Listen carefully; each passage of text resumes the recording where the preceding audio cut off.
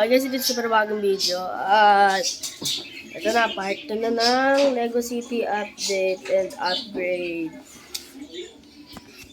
So, ang i-upgrade natin ngayon lang guys. Ang i-upgrade natin ngayon is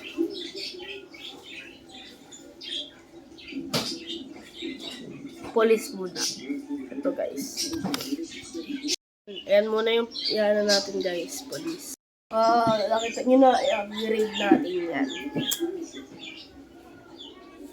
So, kung napanood nyo na yung video, kung hindi nga pa napapanood yung part 1 na to, panoorin nyo muna para malaman nyo kung ano yung kung ano yung binago ko ng part 1. Doon na kayo mag-comment sa bago kong short na video guys. Dahil di ko na-open yung comment. At let's go! Time-lapse na. So, gawin na natin right now. Let's go!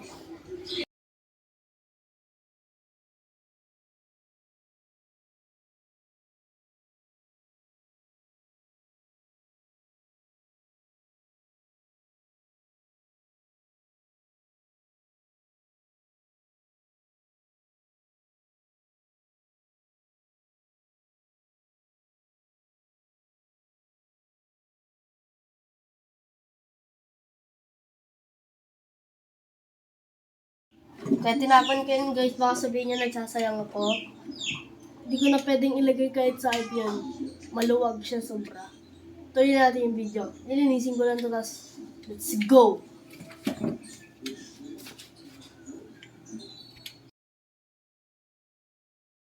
So, nakita nyo naman na guys. Kakain muna ako na saglitan guys. Meron pang susunod guys. Let's go! We will be back later. So, why guys, and tapos na ako kumain. Kaya napakatapos kumain pero naglaro muna ako ng Blackspot guys. I-upgrade ko sana yung 7-Eleven at yung Sweet Shop. Pero okay na yan. Sweet Shop kulang ng pintuan at okay na siya. Pero hindi ko nalalagyan para mas makapadali. At ang susunod siguro na na update na part 2 siguro. Part 3 pala. Bubuin na natin siguro yung Visayas guys.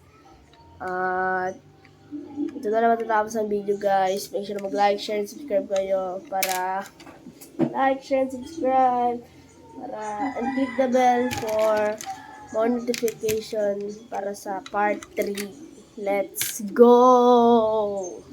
Goodbye!